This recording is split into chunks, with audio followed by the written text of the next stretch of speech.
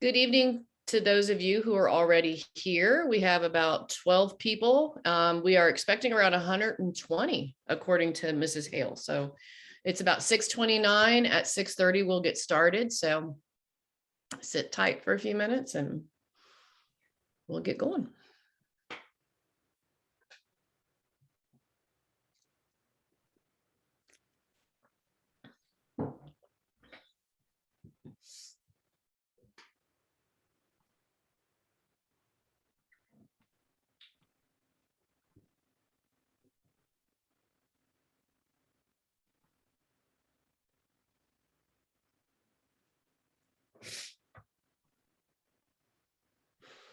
Okay, I have 6:30 on my computer and on my Apple Watch, so we will go ahead and get started. Good evening to all of you freshmen and sophomore parents. We're really happy that you're here tonight for the guidance program that we have prepared for you. I am Kelly Owens. I am the school counselor for all students whose last names begin with the letters R through Z. And Mrs. Lumpkins will be speaking here in a little bit. She is the counselor for those whose last names begin A through G. And Mr. Westner, last names H through Q. So we will all be taking our turns presenting tonight. We will present and then we'll have some time. We'll open up the chat for you to ask any questions, just in case, because we will finish by 7:30 tonight. Just in case, if you have questions that we didn't get to, please feel free to reach out and email any one of us, and we will get back with you as soon as possible.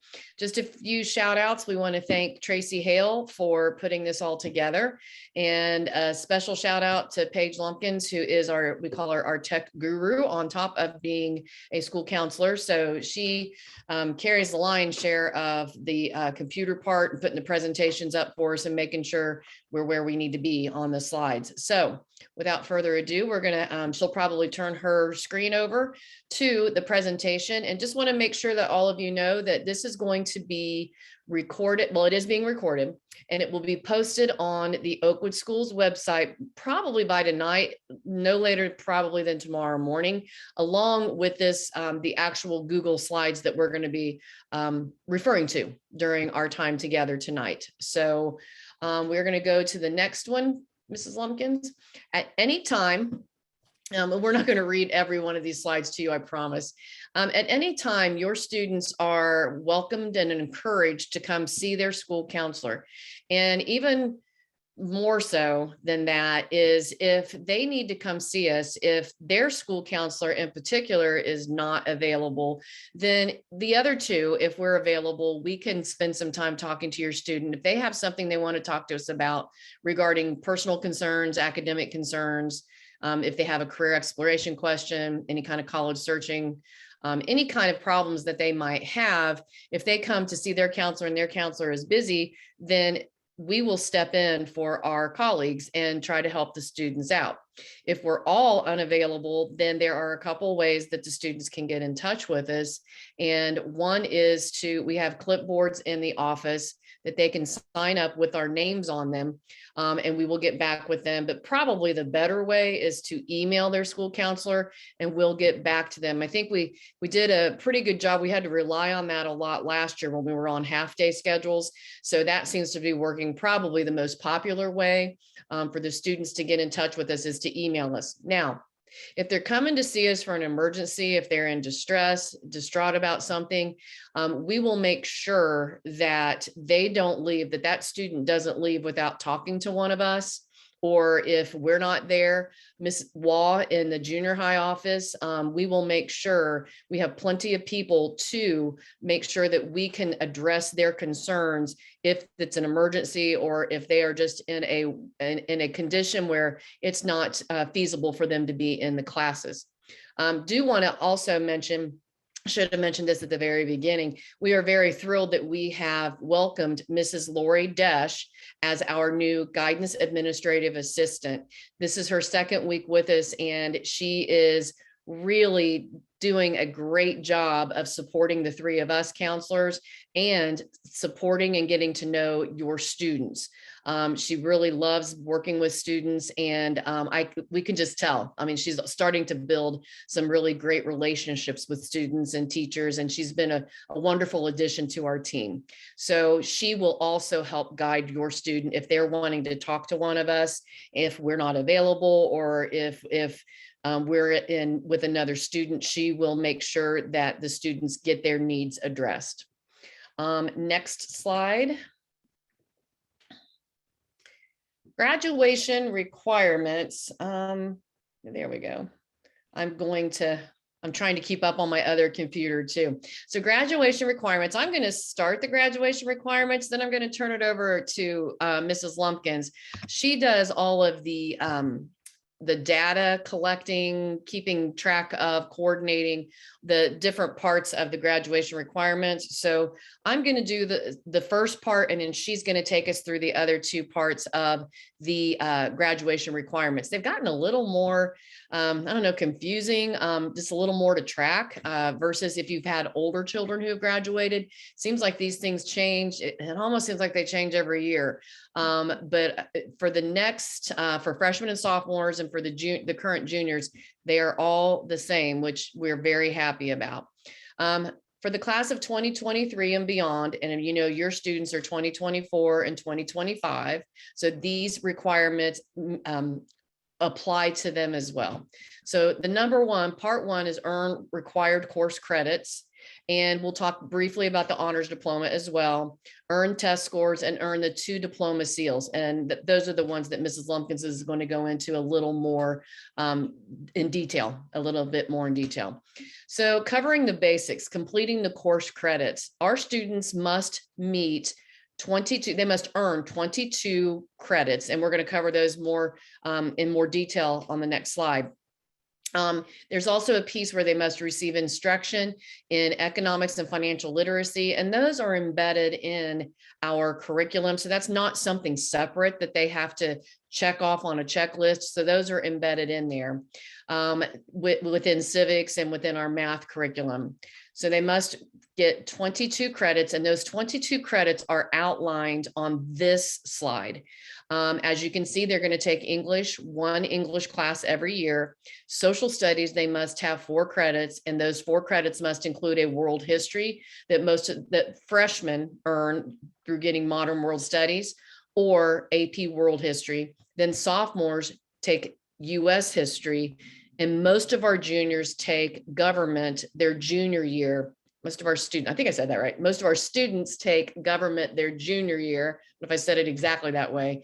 And then their senior year, they are going to take a social studies elective. We have many social studies electives, and you can look at those descriptions in the program of study that's also available on our Oakwood Schools website under student resources.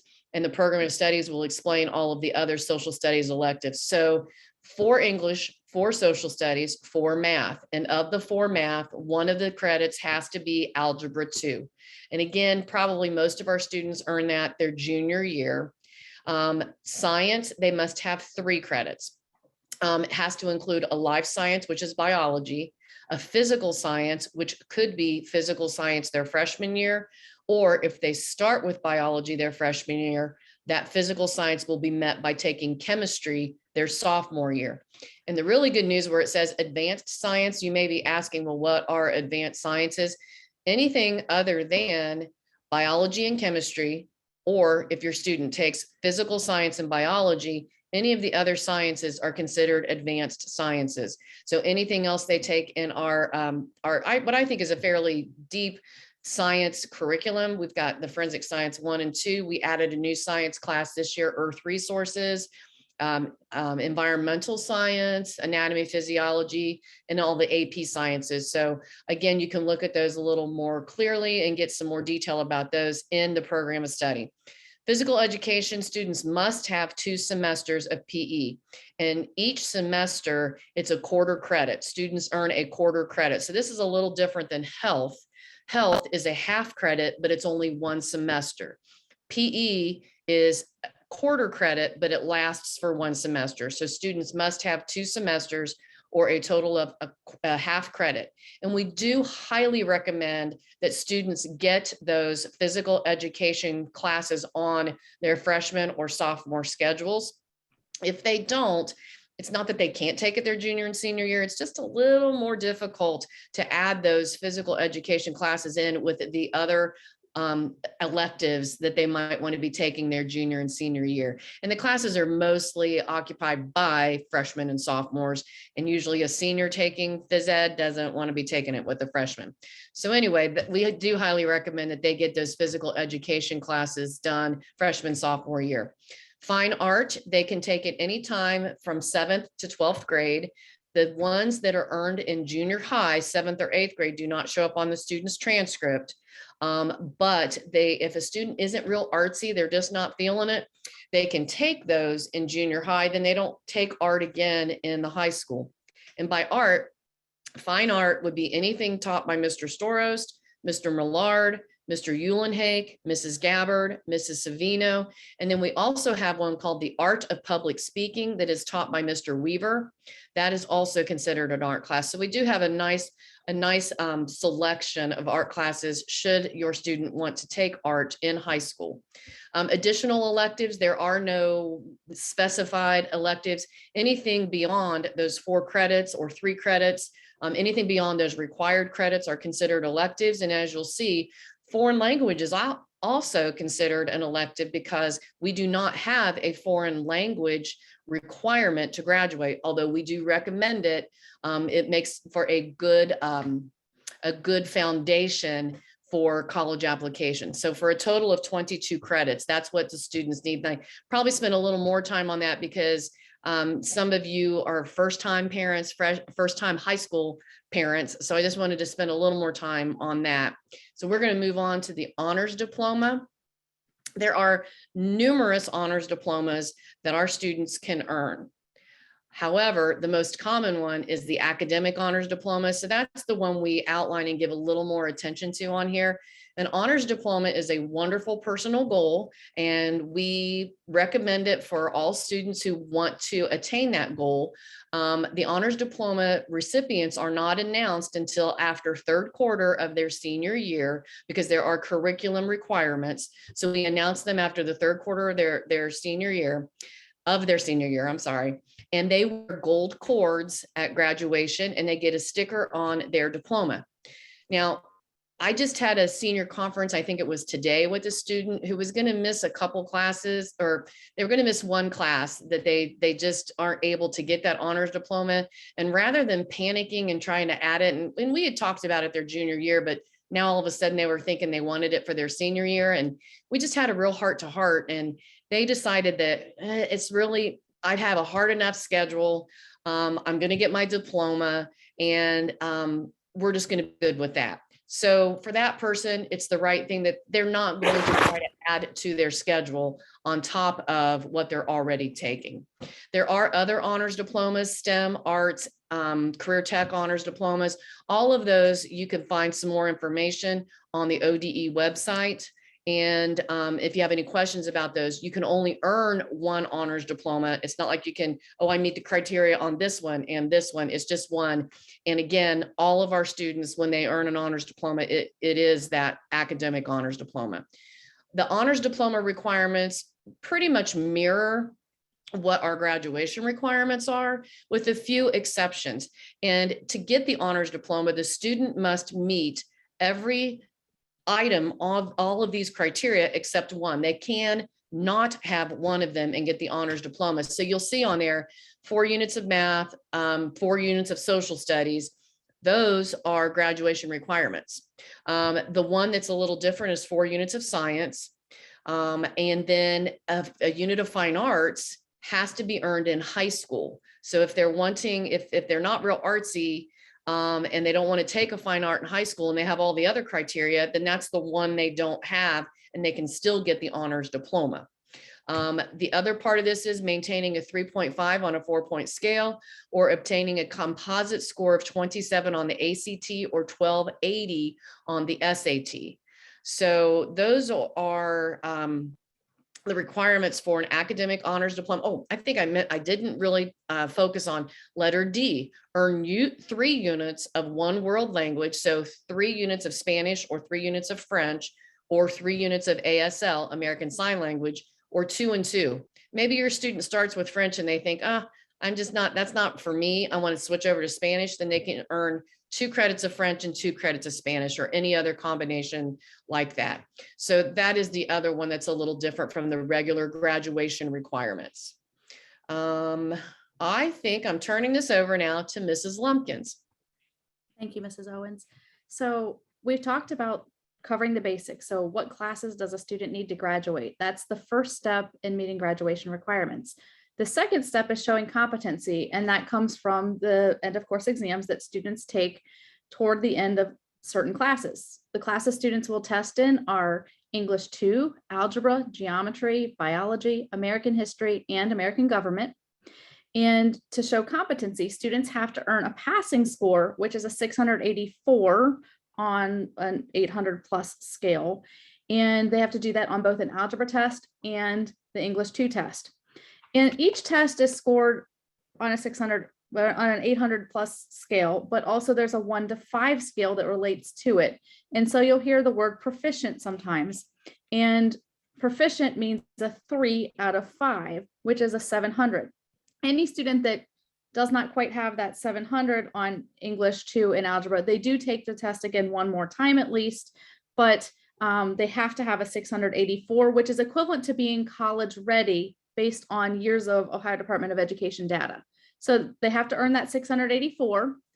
If they test a second time and still haven't earned that 684, there are a couple of options like taking college coursework in both English and math, or demonstrated career focus activities through web exams, industry credentials, and thirdly, enlisting in the military.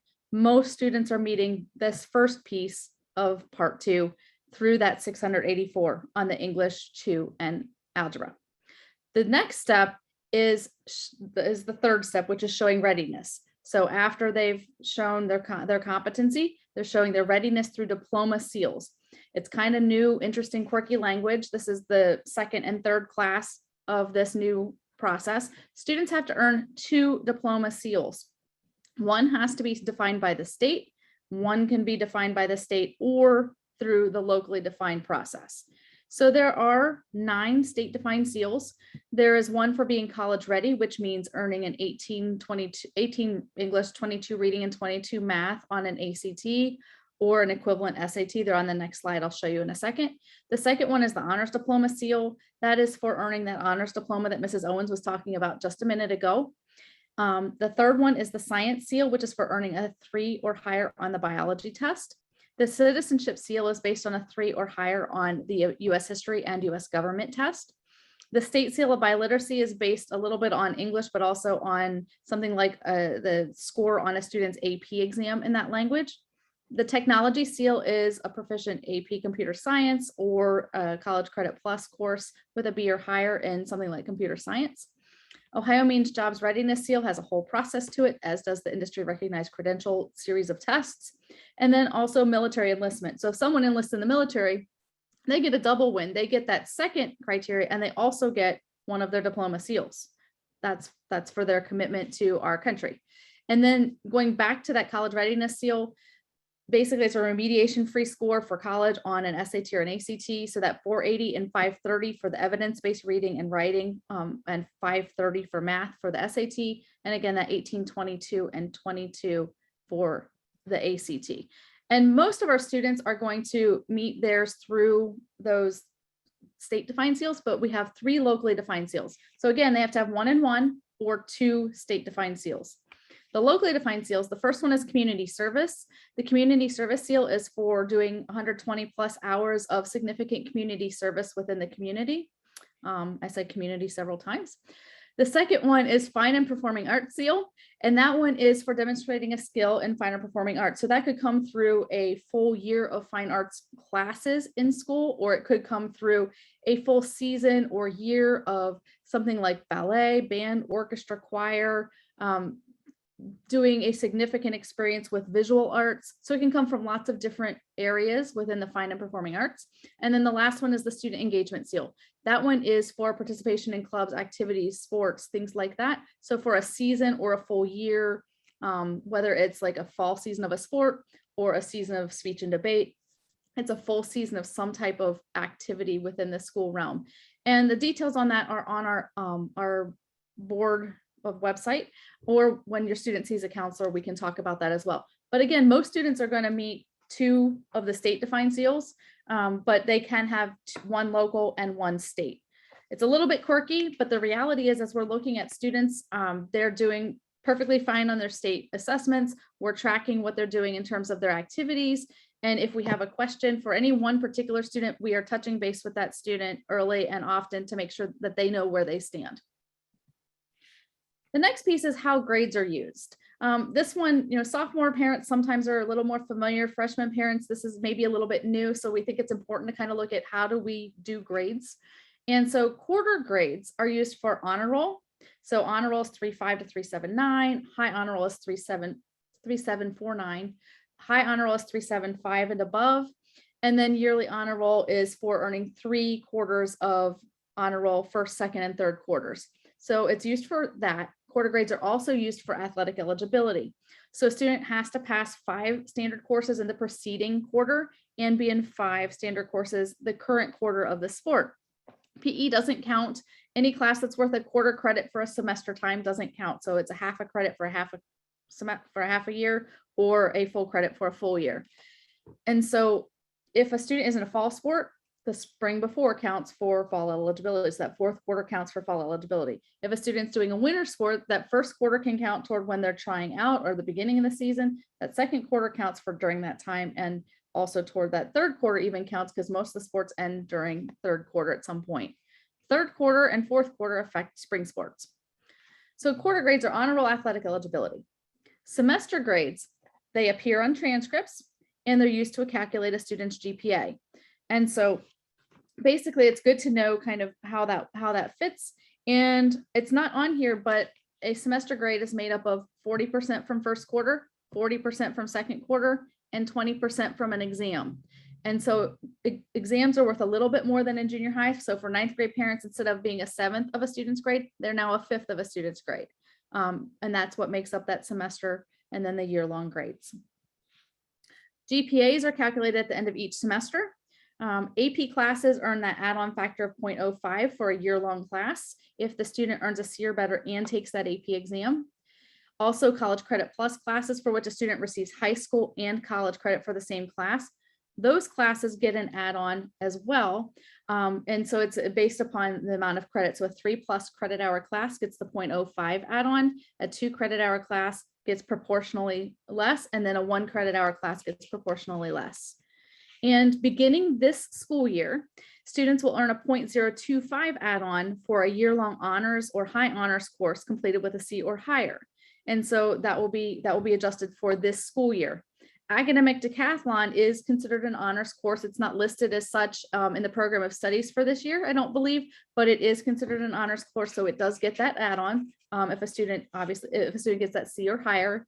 And then prior classes prior to this year will not get that add-on factor. So if a student did take an honors, for a language or honors for math last school year as an 8th grader or the year before as an 8th grader, it does not get that add-on. The add-on does start this school year for those honors and high honors courses. And then one last little note. So data in the 13th edition of NACAC, which is the National Association for College Admission Counseling, their State of College Admissions report, and it's continued with reports since then, but it shows that students' grades and the rigor of their classes weigh more heavily than do standardized test scores, rank, demonstrated interest, or other factors in the admission process. So it's important that students choose classes that are rigorous and challenging, but not over the top, where they don't have time or energy or the ability to do everything that they're trying to handle. So they want to do well in the most rigorous courses that seem appropriate, where they might choose an honors or an AP class in an area that they really like and want to learn more about. And I'm going to pass it over to Mr. Wessner. Thanks, Mrs. Lumpkins. Yep, so freshman year, we did a timber session with all the freshmen not too long ago, and we really talked about a lot of these things we're going to be talking about this evening. But, a lot of that was, hey, in most cases, this is a fresh start.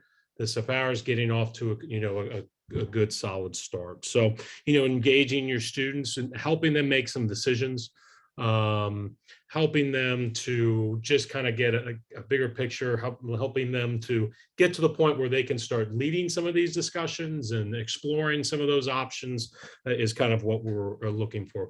We really stressed, the data is pretty clear. A student who gets involved is typically feels more connections, is typically happier, and typically does better. So, I know sometimes kids are reluctant. They're getting into high school, or maybe it can be a little intimidating at times. Hopefully they had a chance to participate in our little fair, club fair during our terminal time earlier, and hopefully they either continuing on with something that they were already doing in junior high, or found some new activities.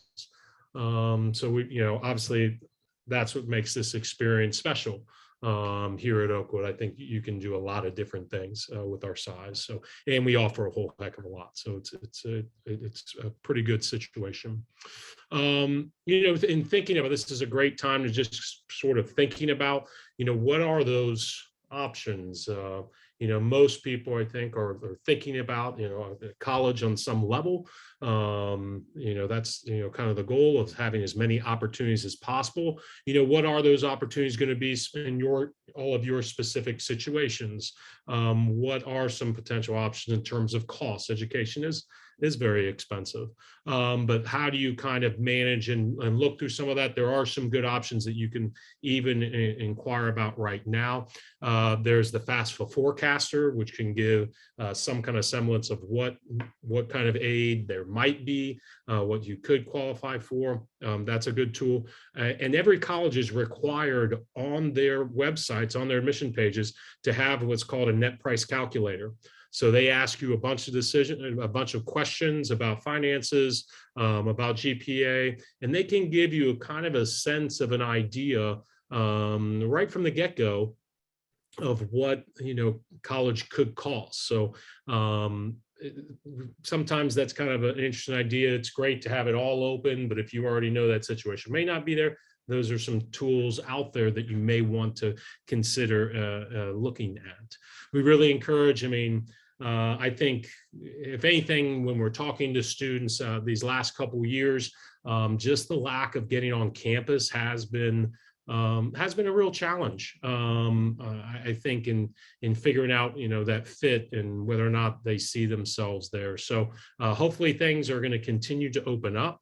College drive-bys on vacation, even if you don't have a chance to set anything up, just kind of taking a little detour and checking out that campus and kind of looking. A lot of families choose to do it. It can be a pretty good situation. Stressing lifelong learning goes right with our school goals and mission statement. Looking at what they might want to do here in the future. We have some tools. So as a part of our guidance curriculum, we are going to be working with them on a Myers-Briggs personality assessment. And bottom line, there's also a career component with it. It's just a tool to get some conversations starting. So we'll be letting you know when they actually go through and do that assessment. And hopefully there can be some really good dinner table conversations about what are some of those possibilities, what they might want to get into. Through that Naviance, we're going to get them in there, get them very familiar with it. There's some resume tools. There's some college search options. It's a really a good tool. But, again, encourage them to have really good study habits. And really looking at your kids about sleep. I actually just watched something I sent to Mrs. Owens and Dr. Waller. Mrs. Lumpkin's not too bad, but I don't know if our kids are getting enough sleep. That's just the reality. And really actually looking and thinking about how much sleep they're actually getting. I think that's really, really important to discuss. Again, they went through a whole little timber session with us, and we kind of talked about grades and grading, grading system, how they play the game, how they're evaluated. So having that, some conversations with them about that, looking at, again, if you're thinking, if they already have some schools that they have in mind, really looking at, is that a good fit? Is that, how difficult is it getting? How different, is admissions? We are definitely available and have a lot of tools to help with those conversations. So we love to discuss that stuff. So, it's never too early to kind of do that. And thinking about, and when you're thinking of planning curriculum, in the about February is when we'll go and start talking about scheduling for the following year. If they do have some colleges in mind, maybe kind of getting a sense of what some of those curriculum requirements might be at those schools. In general, if you're kind of following that honors diploma kind of framework, somewhere in there, in all likelihood, you're in pretty good shape. So just something to think about. So we really stress, hey, get off to a good start. This GPA counts, and try to explain to them exactly how it's built. We're going to have we have the Naviance student accounts, which we'll be getting them involved in the spring more.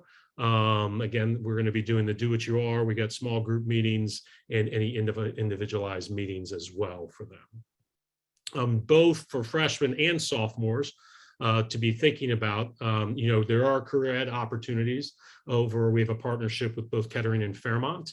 So our sophomores will be main into that, but it's never too early just to kind of look at the peak and see what's available for your freshmen.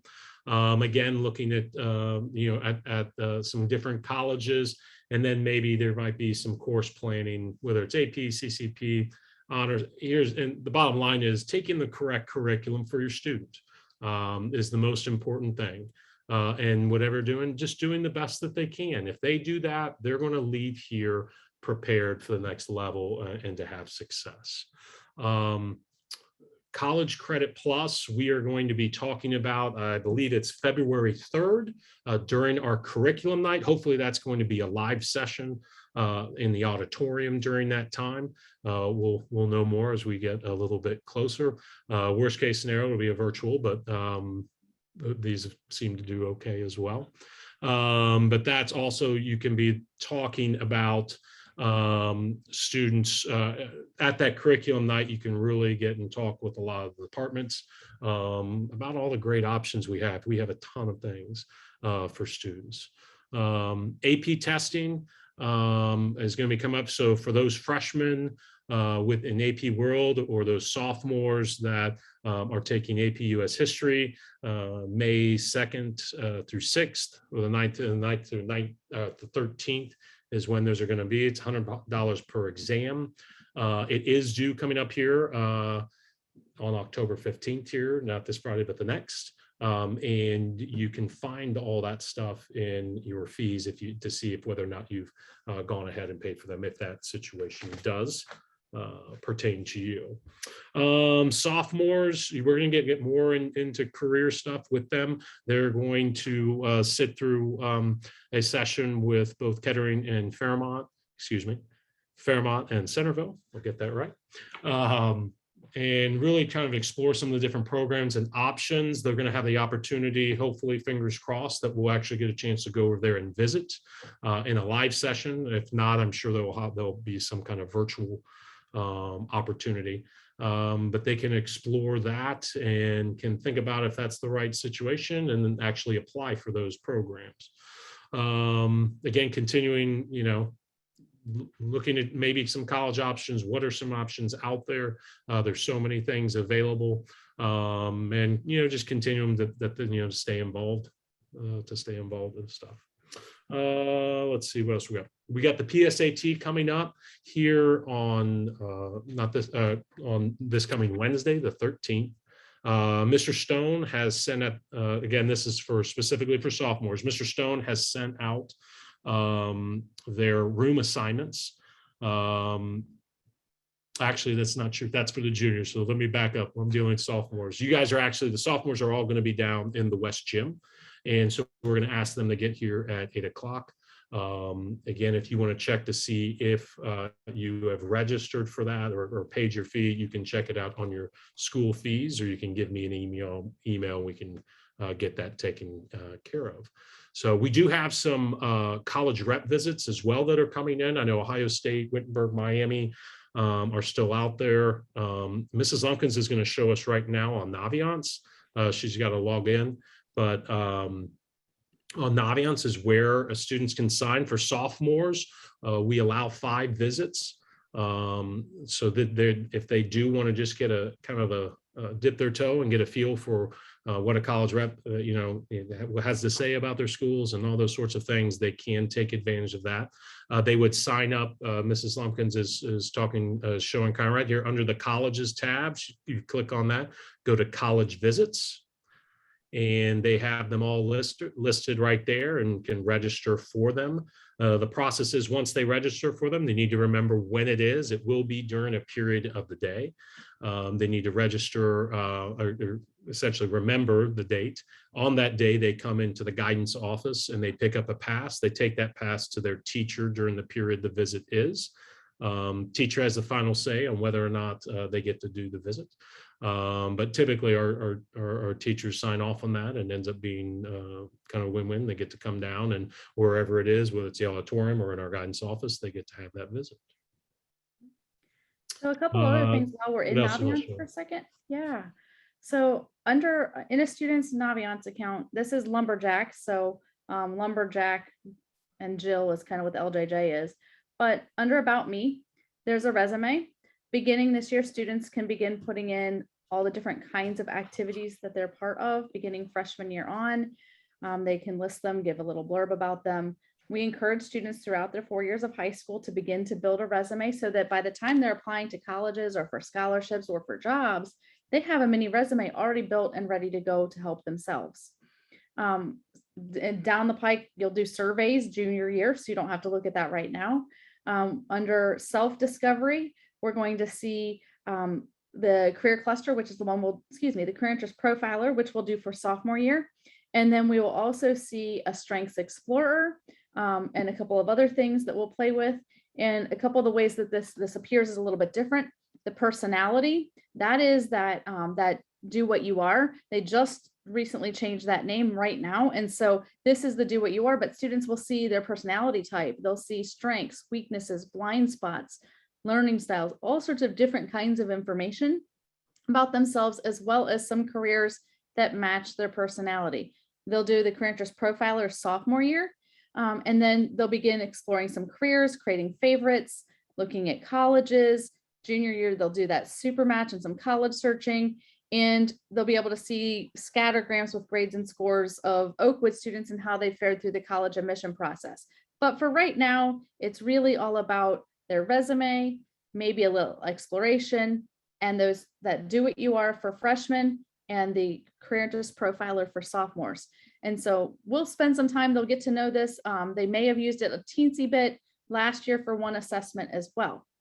So we'll go back to the slides and Mrs. Owens. I got this actually. Oh, you have this, sorry, Mr. Westner. No problem, it's all good.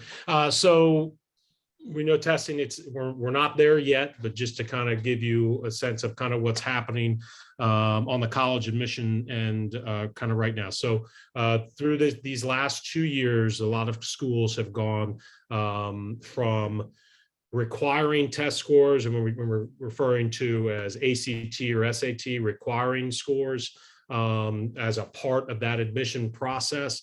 We've gone to a lot of schools doing that to pretty much almost everyone is test optional at this point because it's been difficult to get enough tests and have all that happening with all the closures and things like that. So we do anticipate, after this year, they're going to have some good data on it to figure out. Every school is going to have to go and figure out, is this a good situation for them? And they don't really, they're having success and still getting great candidates without that data piece, or is it something they would still like to have? We don't really know where that's going to go just yet. So bottom line is we will make sure that we are communicating with you. Regardless, there is still we are still taking the state ACT as a part of our state test. So no matter what, every Oakwood student will have an ACT if they choose to want to use that or not. And again, we'll know more as we go through that process. We get a little bit closer to when they become seniors. So it's not that far away, but we'll have some good recommendations for you and how things are going on. And with that, we're going to send it over to Mrs. Owens to take us home. I'm back. Hi, everybody. Thank you, Mrs. Lumpkins and Mr. Westner. Just want a few more points to make. And this is a book that if you've attended any other presentations or meetings that we have had, you will know that I am obsessed with this book, Where You Go Is Not Who You'll Be by Frank Bruni. I think it's a must read for parents of, freshmen, sophomores. Be a good time to be reading that. So that's a nice quote. And then there's another one that we added this year. There's another book, I'm looking, it's by Jeffrey Salingo, Who Gets In and Why, A Year Inside College Admissions. Fascinating, a fascinating read, talking about the author embedded himself for 6 years in various admissions offices throughout the country, and just his insights were very interesting and helpful. So those are just a few books that we recommend that that you all might want to consider looking at. We got some upcoming events. We talked about those, the scheduling process. Oh, I didn't talk about scheduling process for next year. The scheduling process will begin for the next year. It starts in January of 2022. Then curriculum night and the CCP meeting will be February 3rd. So you'll have that chance for the CCP and the the curriculum night to gather some information while you're planning to do the scheduling. We're gonna text and tell Mrs. Hale we're ready to start the chat. Okay, I can't do two things at once. So anyway, the curriculum night and the CCP meeting will help inform you for helping your student pick a schedule for the next year. Before we start asking the questions, we're ready for you. If you have any questions, feel free to put them in the chat, and we will answer them as quickly and as well as we can. And if we don't get to them, like I said, just please email your counselor. I just want to go back, kind of circle back to and the chat is open. Just want to circle back to some things that we talked about before. The three of us don't claim to be perfect, but we do love what we do. And we enjoy working with your students. I know that the three of us are thrilled that we're seeing them all day long, that it's a more normal year. We're still so excited to have them in the building. So we are here to help them. We have phenomenal staff. We have Mrs. Fiore is working as an SEL, social emotional coordinator, along with Mrs. Samoski, who is district-wide. But if you aren't familiar with, we've got some things that really speak to some social emotional needs of our students and their well-being. We've got the Wellness Center and the directed study halls. So we're really trying to do things to meet those needs as our students have them, just to be not only, we're here to count credits and to advise them academically, but we're also here to support them when things just aren't like going well. And we're here to support each other when things aren't going well for us. So anyway, we try to do our best to be everything to the kids. And if we don't feel like we are the right person, we will get them connected to the right person. Sometimes Mrs. Lumpkins and I might have a male student come in to see us, and we're like, would you really rather talk to a male? So we'll send them down the hallway to Mr. Westner, because sometimes a guy just wants to talk to a guy, and vice versa. We're not territorial about our kids. We want to make sure that our kids are getting the best help they need. We want our kids to do well academically, obviously. We want them, the mental, social, emotional, to be healthy, healthy physically, healthy mentally. We want them to enjoy high school. It's okay to enjoy high school.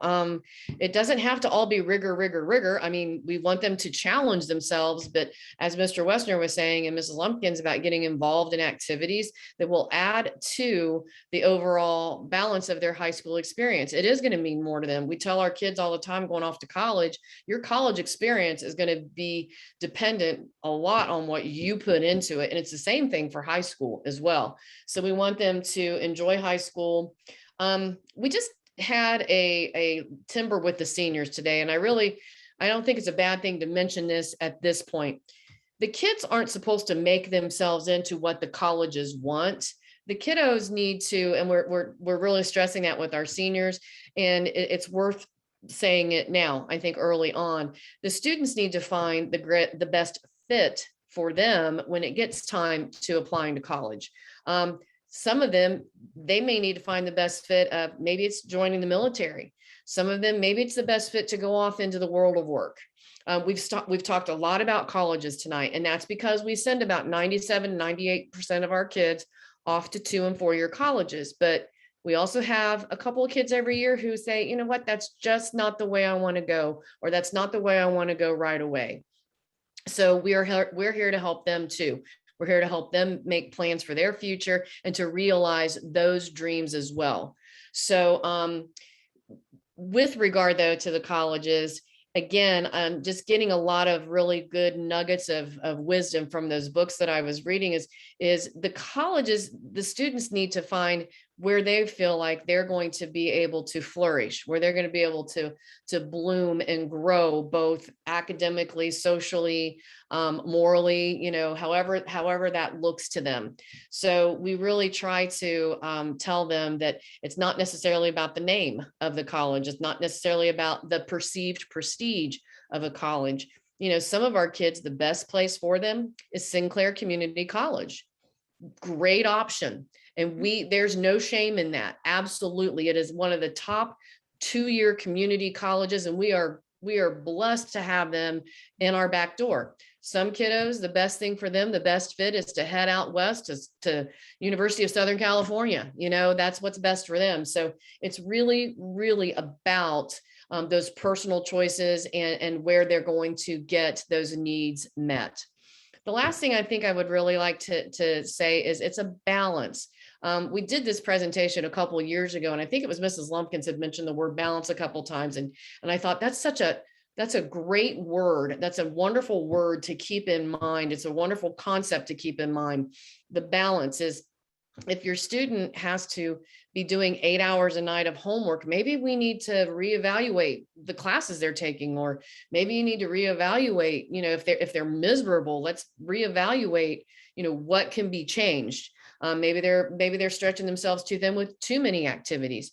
Maybe like Mr. Wessner said, that the thing he sent us, the TED talk he sent us on sleep was eye-opening. Maybe they need to strike that perfect balance, or pretty close to perfect balance, so that they're getting enough sleep, because that matters so much to that physical and emotional health and the brain power that they need to get through the days. So we really do want them to have a nice balance for themselves, for you. We want you to enjoy your teenagers as well. Absolutely want you to enjoy your teenagers. We do have some questions coming up. Will that requirement change for the honors diploma? With the trend, no, that will not.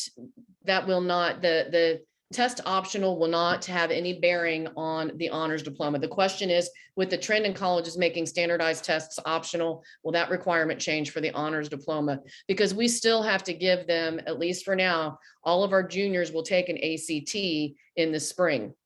So they will have a chance to take an ACT exam. Okay, and you're welcome. The person who said thank you. May I add one thing to that for just a second? Sure. One thing, I was at an ACT meeting recently where they talked about how out of all the schools that changed to test optional for this past year and for this year, about 60% of them had no plan to make that change prior to the pandemic. And so that 60% is now looking at, okay, what do I do this year, next year, the following year? So looking at where your students will be when they graduate. There might be schools that are test optional now that might not be for the sophomores or might not be for the current freshmen by the time they graduate, because the colleges are figuring out, how does that work for them?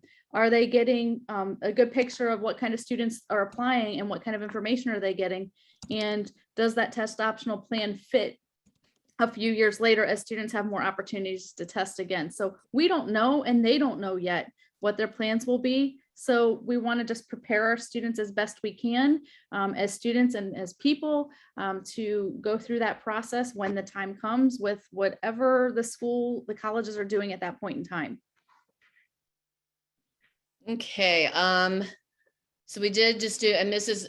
Tracy Hale also added to the answer. The recording of this presentation and all the slides are going to be on the class of 2024 and 2025 web pages. Mr. Westner, can you provide the person who spoke on the TED Talk about sleep? Will in a second when I look it up. It was Matt Walker. I actually have it up on I just put it up on my phone. Matt Walker. Sleep is your superpower. Matt Walker. I thought it was really good. I really enjoyed it. One other thing before we, and while we're waiting, if there are more questions, one other thing that I should have put it up because I wanted to kind of end on the balance piece. So I can repeat that if you'd like me to. But before we go, just want to also, we are really hitting it home with our kiddos about the social media piece, and just want to say that while we have you parents on here, we know you know how to parent. We're not telling you how to parent whatsoever, but we are also telling our kids and really begging them and to not put anything on social media that, and we say it this way, that if they're sitting there getting ready to post and a parent is standing here and Dr. Waller standing here, that they're not going to be embarrassed that they're posting it.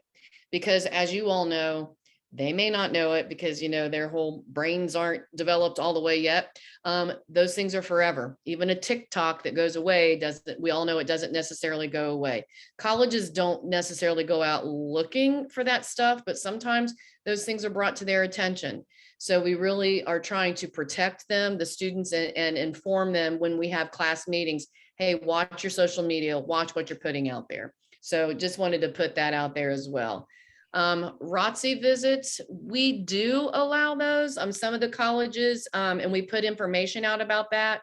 So we do allow those, and we do have members of our military. They'll come in and they'll have like a table set up during lunch, and the kids, they do have access to those for information about ROTC. And a week or two ago, the Air Force Academy was here, and with the Air Force Academy rep was an Air Force person who spoke about ROTC and also enlisting. Yeah, so that we do allow those, absolutely. Yes. And that list grows all the time. It's a quirky year where some colleges are just starting to do visits, or some service branches are just starting to do visits. And so that list gets added to fairly regularly. Many are in the fall, but I wouldn't be surprised in this quirky year if somewhere in the spring that couldn't do them in the fall yet. But have your student keep their eyes peeled on what those options are, because they do grow. At this time, we only allow sophomores, juniors, and seniors to come to those college visits. But if you have a freshman who's really interested, have them talk to their school counselor. We will allow them, you know, for maybe 1 or 2 visits, but we are really limiting. It's been our tradition to limit those to sophomores, juniors, and seniors. And sometimes we really have to kind of push those sophomores to come, because sometimes they tell us they're a little intimidated by the juniors and seniors. But we're thrilled to be welcoming college reps, and the ones who aren't traveling are doing Zoom meetings, and we're handling it. It's amazing because the kids come down with their laptops, and we tell them to bring headphones, and they're sitting in the guidance office and they're all watching their computers, and you'll hear one of them talk. It's really something to see. So we're really happy that we can host those virtually and in person as well. So just feeling like we're getting a little bit more back to normal. It feels good. So any questions that you might have, please feel free to reach out to your student school counselor. And any type of transportation options for the college credit and college Sinclair offerings that were discussed here. College credit type classes for freshmen, sophomores that are non-drivers. We do not provide transportation for students who are doing CCP at Sinclair or at Wright State or any of the other colleges. That is the parents' responsibility to transport them. But again, a lot of those classes, you can get them, especially at Sinclair, you can get those online as well. But no, the school does not provide transportation for those. But thank you for the question. And just to hit on that, we do have some of those core courses that are taught in our building. We have a number of those, and some are more relevant for younger students. They're mainly geared towards our juniors and seniors, but many of them are taught by our high school teachers that are qualified to go and teach that. They've gone through a process, and so we have many of those right here in our building. I forget how many hours, but we got well over, I think, 15 class. I should know that right off the top of my head. But Okay. we do have a lot of options. But Mrs. Owens is exactly right. There are so many more classes that are online now, options that they've really been going through, and some of our students are taking advantage of that. The biggest thing, if you're considering that, it is a completely different platform. You are dealing with a college. Your student needs to be a very, very independent student as a young age. If you look at our GPAs for overall for between freshmen, sophomore, juniors, our freshman GPAs in College Credit Plus are lower than they are for the sophomores, juniors, and seniors, and they kind of go up from there. So it's a bigger transition than people think, and it's not necessarily the academic transition. It's really all of the ins and outs and knowing how to ask, having the confidence to advocate for themselves. Because it's very difficult for us to really kind of help. It really is them and the college. I obviously we do help them as much as we possibly can, but it puts a lot of responsibility on the student. And sometimes we're just finding our freshmen aren't quite there yet. Not all, but sometimes there's some hiccups. So. Thank you. Very well stated. Again, our numbers are starting to diminish, so I think we're going to come to a close here. And that gives us about 4 minutes to go watch Jeopardy. The guy, I can't remember his name. I think his name's Matt. He's like in the millions, just fascinating, smart guy. But anyway, thank you so much for coming. We thank you for giving us great kids to work with, and we wish you all a great night. Thanks.